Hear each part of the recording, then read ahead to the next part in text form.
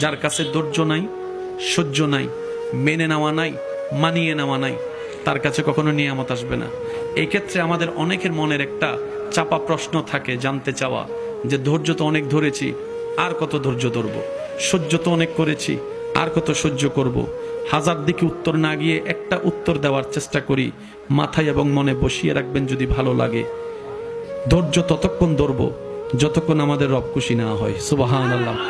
যতক্ষণ রব খুশি না হবে ততক্ষণ ধৈর্য, ততদিন ধৈর্য, তত মাস ধৈর্য, তত বছর ধৈর্য। কারণ আল্লাহ তাআলা জানেন কখন নিয়ামত দিলে আমাদের জন্য ভালো হবে, এটা আল্লাহই ভালো জানে।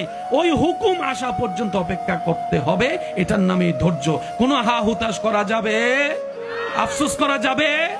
আল্লাহ দিল আলহামদুলিল্লাহ, না দিল আলহামদুলিল্লাহ। সুখ আপনাকে খুঁজতে হবে না, দেখবেন সুখ আপনার ঘরে নিজে থেকে চলে আসবে। বলেন সুবহান।